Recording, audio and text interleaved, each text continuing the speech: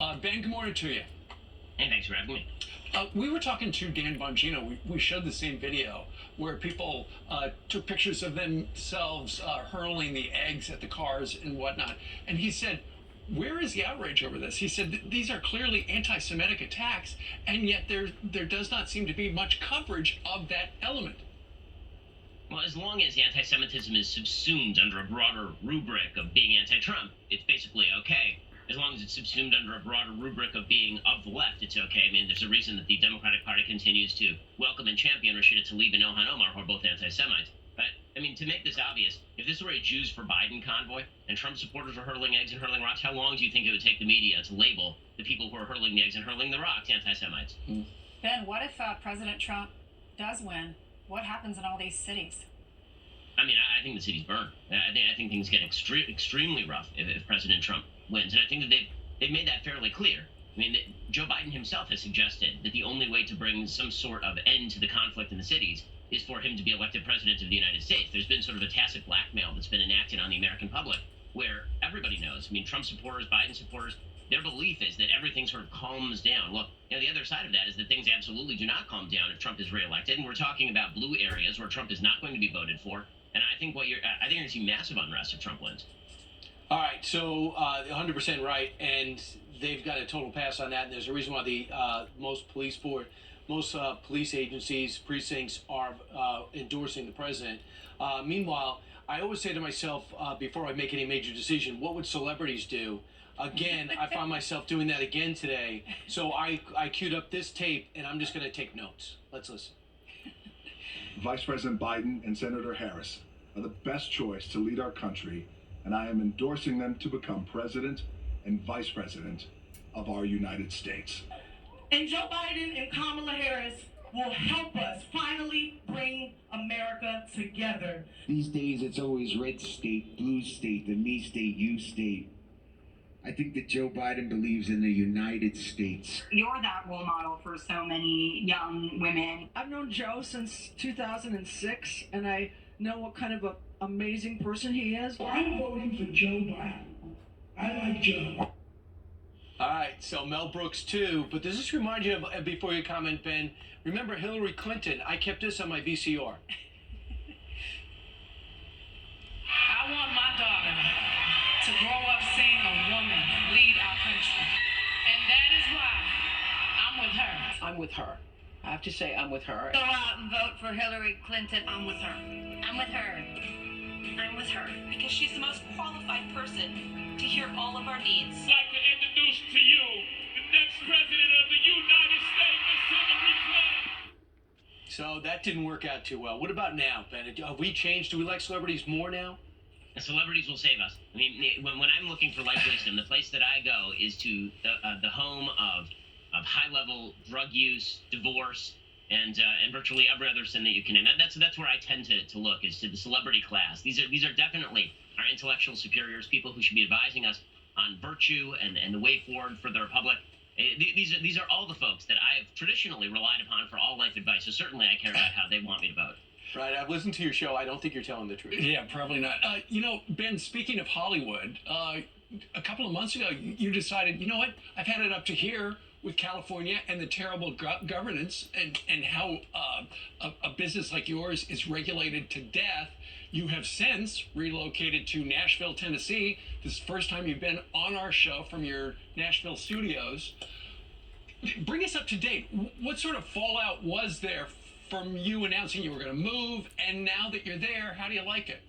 I mean, there was a lot of fuss, and to be fair, so my entire company is moving to Nashville. My family moved to South Florida with kind of a small contingent, and so we have sort of a couple of different spots we moved to, both red states or at least purple states, because California is a trash heap. I mean, I lived my entire life in California, literally all of it, until the last 3 months. And the reason we moved is because of bad governance. Yes, the weather in California is really nice. But then it turns out that if you raise the taxes to a point where nobody wants to do business, create a regulatory scheme where businesses are basically on the edge all the time, when you regulate everybody down to the point where you can't run your business and you are supposed to subject yourself to these extraordinarily high taxes for zero public services, everybody's going to leave. And that's what you're seeing. You're seeing a mass rush for the exits in California. I mean, the local problems in LA are extreme. Crime is rising, low-level crime particularly. Homelessness is at an all-time high. We have some 65,000 homeless people living in LA County. Mm-hmm. And so eventually businesses are going to say, okay, I'm paying all these tax dollars. I'm getting no public services. We're out. And so not only did we leave, we told all of our employees they're welcome to come with us. We thought we'd lose half of our employees. Nearly all of them said, we can't wait to get the hell out. That's great.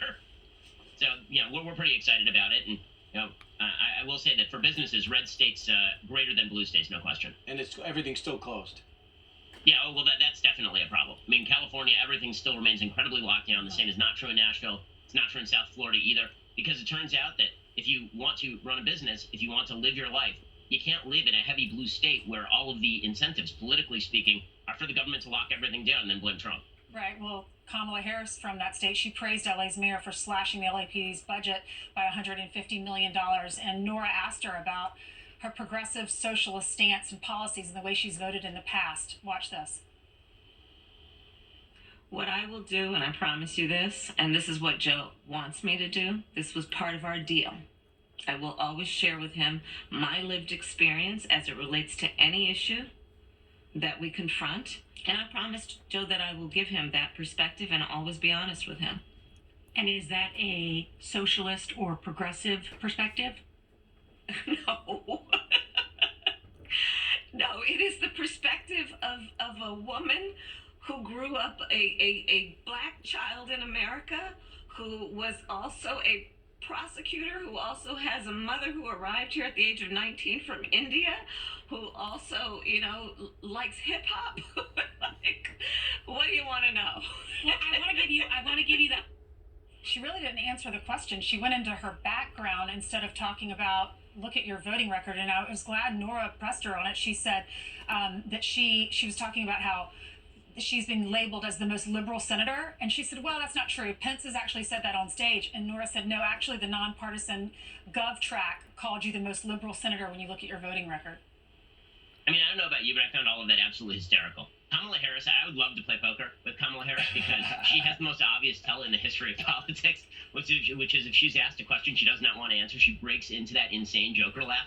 And it's pretty wild. I mean, there is nothing funny about that question. And there was nothing funny about the follow-up about her being a liberal senator. She broke into that laugh again. I mean, that is the most obvious tell that I've ever seen in American politics. And it's pretty amazing. Yes, Kamala Harris is, in fact, the most liberal senator in the United States Senate by nonpartisan sources. And the fact that she wasn't even prepped for that question demonstrates how easily the media have treated the Biden-Harris campaign thus far, because that is the most obvious question to ask Kamala Harris. You're a wild leftist. You've been a wild leftist your entire career in the United States Senate. So how do you think people are going to think that you're going to govern if you're elevated to the presidency, since Joe Biden seems to be on his last legs? There's very little doubt he's not going to serve a full 8 years at the very least.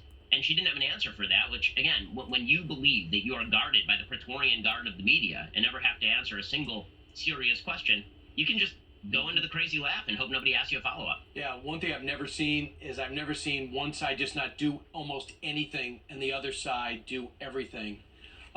Ben, thanks so much. Look forward to your podcast and your radio show later today.